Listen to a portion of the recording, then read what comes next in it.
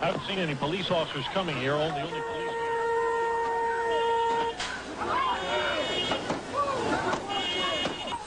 Justice in America, not for the blacks. The scene has really gone crazy out here right now. All off-duty deputy sheriffs are directed to contact their unit of assignment as soon as possible or the nearest Los Angeles County Sheriff's facility. Sheriff Sherman Block has mobilized all department personnel due to the escalation and seriousness of the problems that are occurring in parts of the Los Angeles area. The California Army National Guard has been deployed to assist the Sheriff's Department and Los Angeles Police Department in a mutual aid operation to restore law and order and to protect life and property.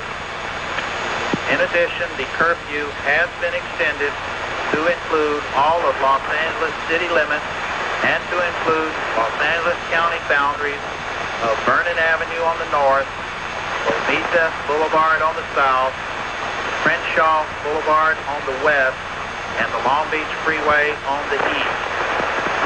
In addition, most social events that are scheduled this weekend in Los Angeles County parks have been canceled.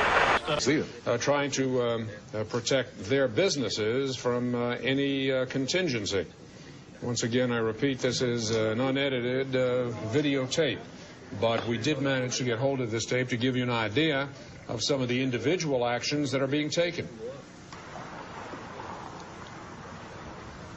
These they do not look like automatic, like AK-47s. They seem to be regular rifles that they're using. But it seems like every man on that roof was armed. Yeah, that's right.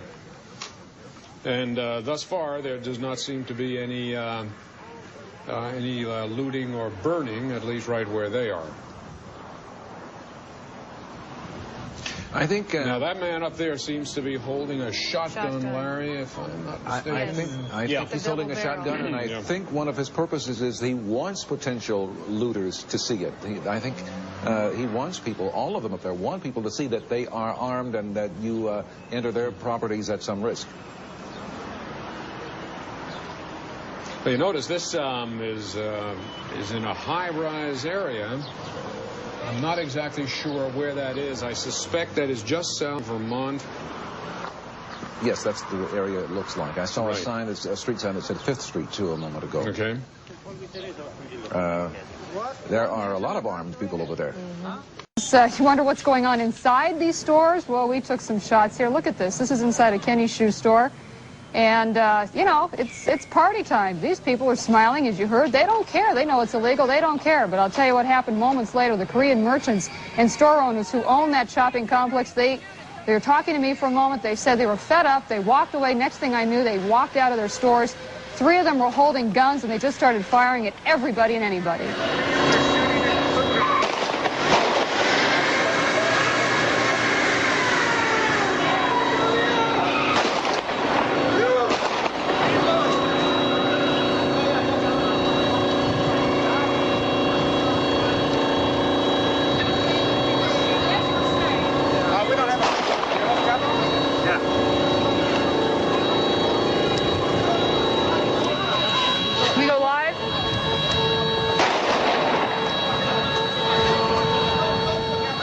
We were showing some of this to you live earlier. Then what happened, apparently a car full of some young black kids pulled up on the other side, and they started shooting back. You're going to start to see what they noticed what was going on. They started shooting back, and we were right in the middle of it. It all happened so quickly. To tell you the truth, I thought they were blanks at first. I couldn't believe that these guys had actually pulled out loaded guns, but they were. There were bullets flying all over. And here you can see, this is where they see the cars pull up and they start to shoot. Now, let me be absolutely clear. Like most Americans, I believe the Second Amendment guarantees an individual right to bear arms. I respect our strong tradition of gun ownership and the rights of hunters and sportsmen. There are millions of responsible, law-abiding gun owners in America who cherish their right to bear arms for hunting or sport or protection or collection. I also believe most gun owners agree that we can respect the Second Amendment while keeping an irresponsible, law-breaking few from inflicting harm on a massive scale.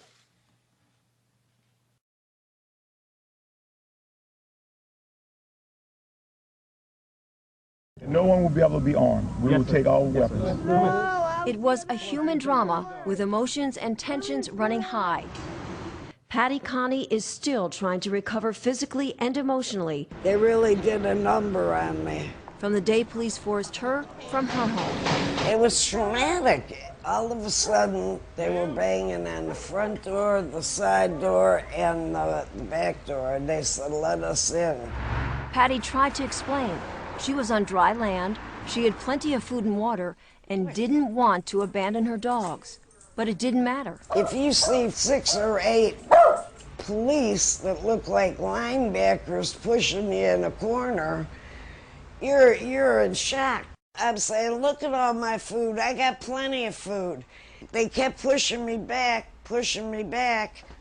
and ended up like this. Then, Patty showed them a small revolver she was carefully holding in the palm of her hand.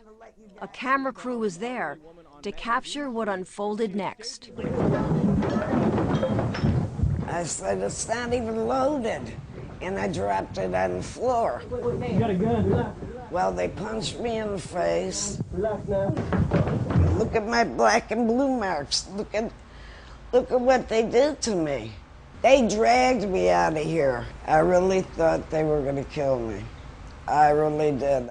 We were coming back across the lake is when we got stopped by Coast Guard and St. Tammany Sheriff's Department and the National Guard by gunpoint. We had identification. We were coming back from a house that we were taking the weapons out of so criminals wouldn't break in and steal them.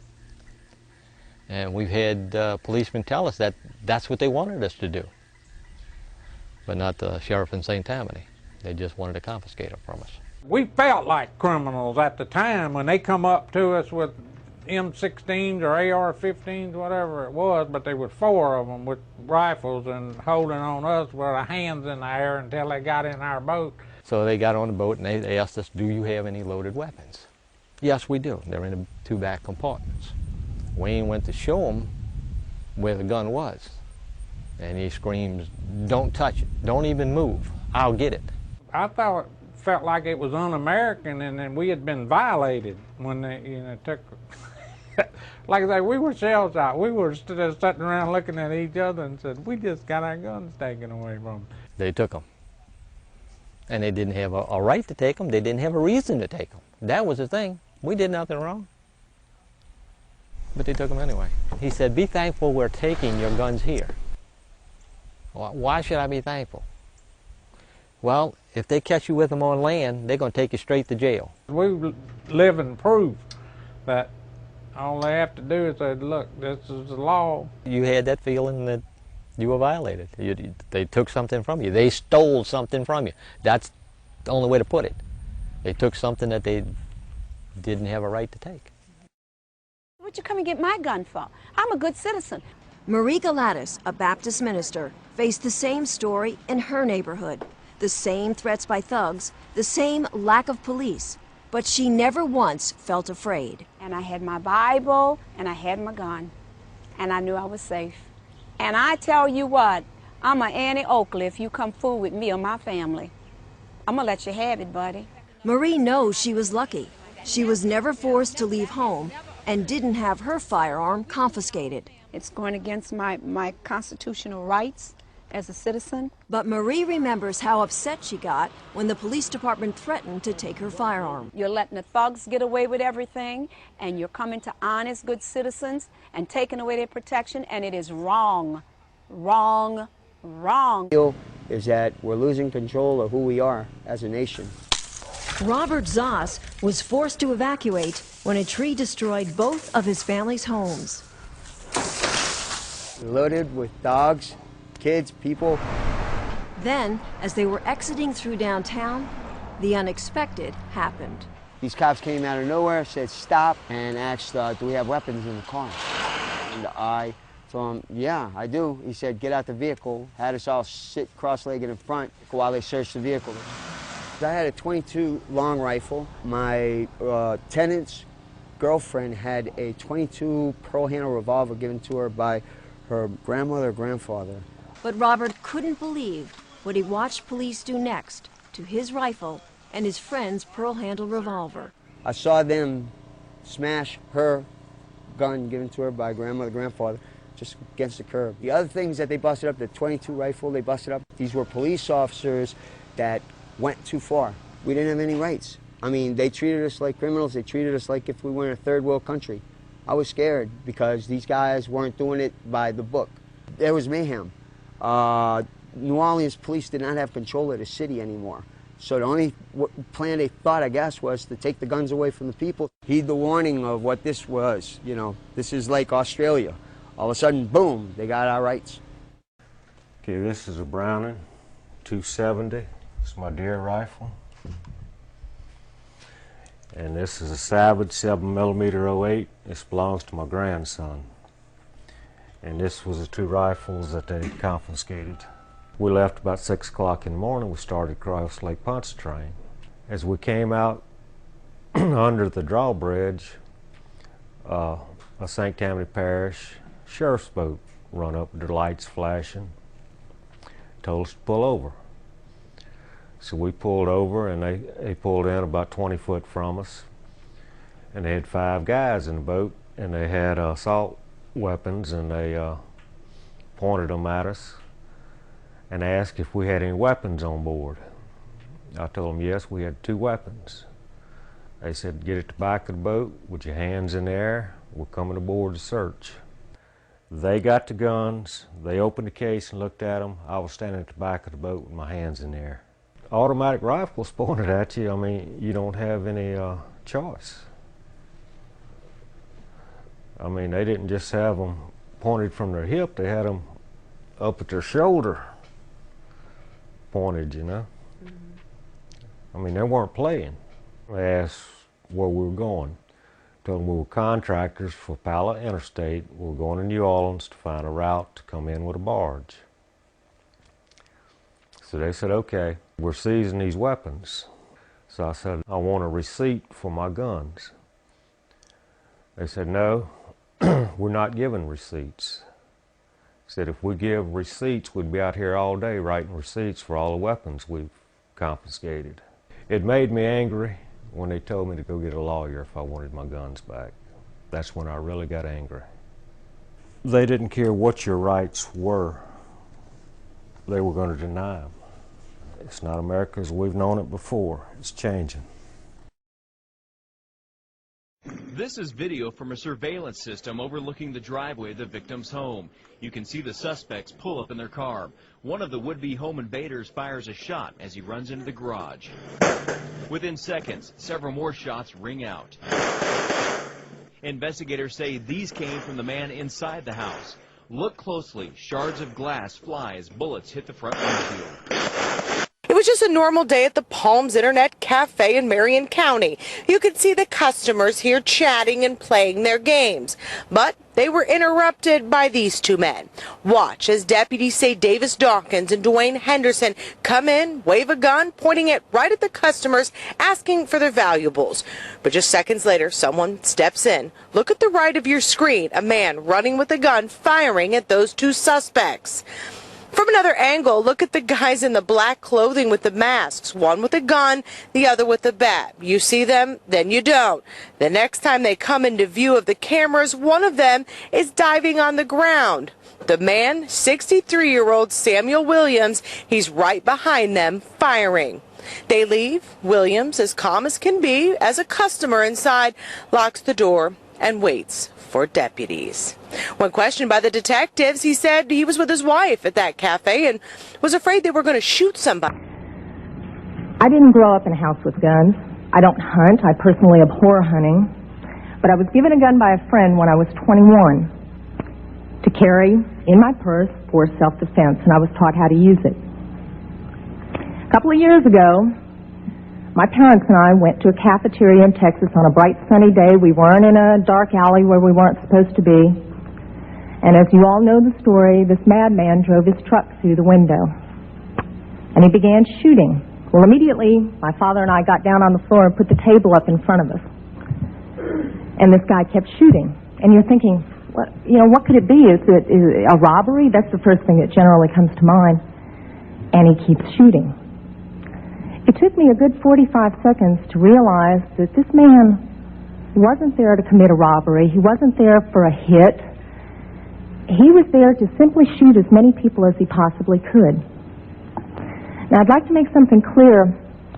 I hear all this talk about how many bullets can go in a clip. I've been there. I can tell you it doesn't matter. It takes 1 second to switch out a clip.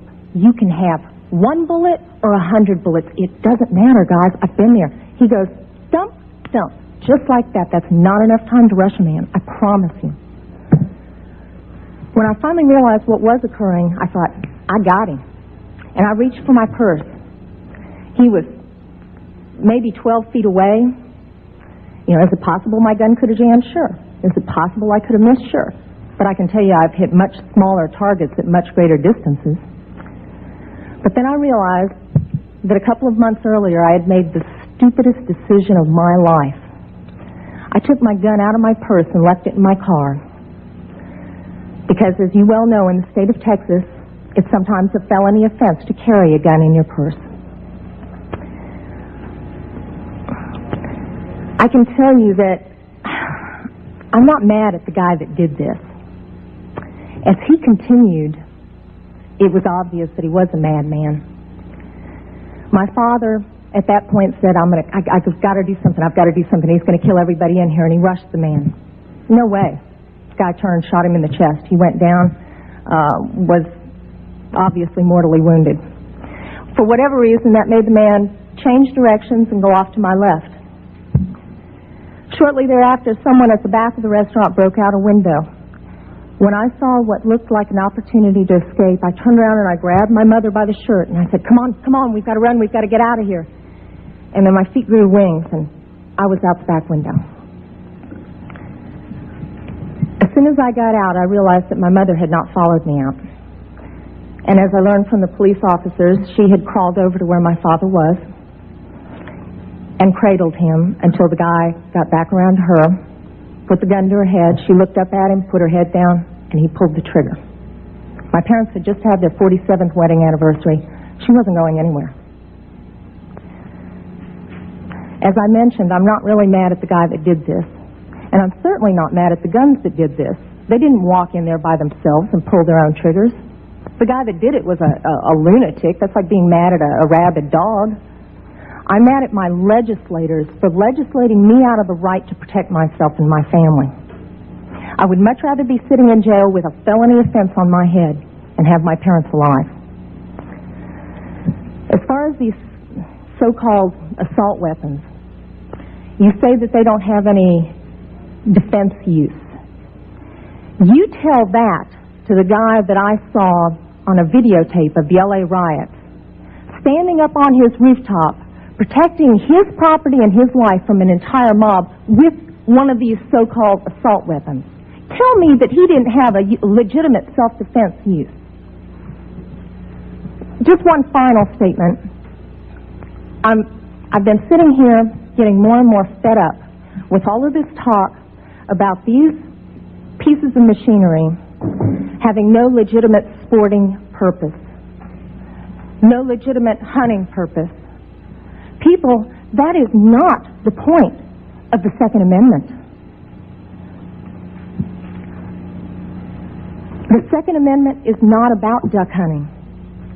And I know I'm not going to make very many friends saying this, but it's about our right, all of our right, to be able to protect ourselves from all of you guys up there. Despite the many opinions, gun sales in Brazos County are up. Store owners say politics is only one reason. People getting tax returns in, have a little bit extra money in the pocket, then have new types of guns coming out or new models on the market. That always drives excitement in them. And it's not just gun sales that are on the rise. Store owners tell me their ammo sales have increased 25 to 30%. People are starting to get that fear of this ammo tax again. Good evening, everybody. How are you? It's good to be in the state of New York. You know, it's amazing. I got a letter from a mother in my district. And that mother has a bipolar child who's schizophrenic.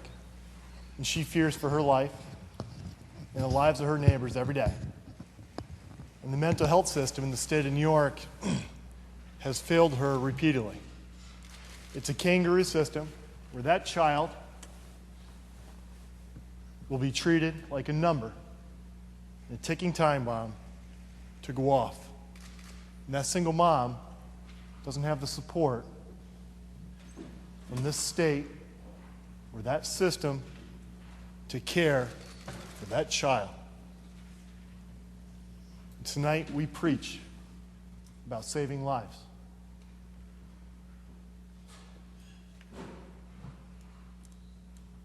Not long ago, I think a woman was in Georgia.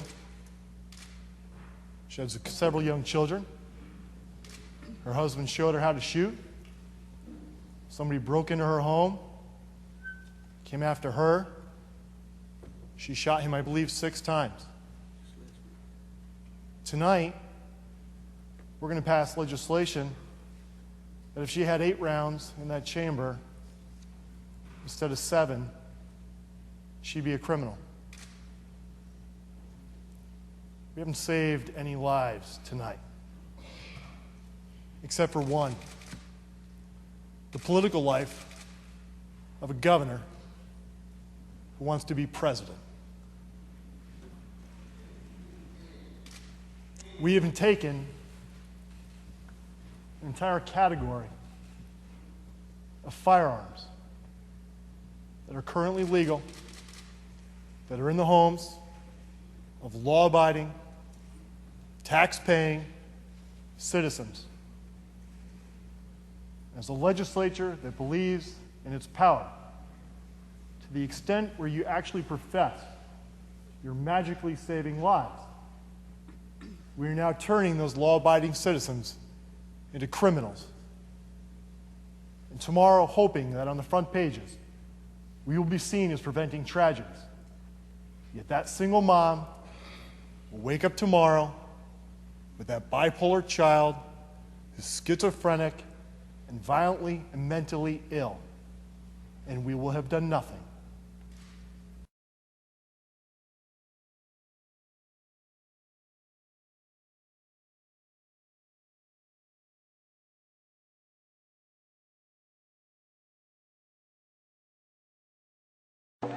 Illegal aliens from Mexico were allowed to march through America's cities demanding citizenship. Some even waved the Mexican flag. But illegal aliens inside Mexico are literally on the run. Most are from Guatemala and Honduras. Some travel by train. Some hide. They're trying to stay one step ahead of the Mexican police. The Mexican government was outraged by the movement to build a new wall on America's southern border. Mexico's foreign secretary went before the cameras to protest that Mexican immigrants are not felons or terrorists. They are human beings who deserve respect and the opportunity to live with dignity. Mexico has called U.S. immigration policy harsh and has called the proposed wall on the U.S.-Mexico border shameful. But some have called Mexican immigration policy hypocritical. Enter Mexico illegally and you're treated as a felon. If you're caught by the federal police, you'll be fortunate if you're only deported. The unfortunate are robbed, abused, raped, or even murdered by corrupt police officers.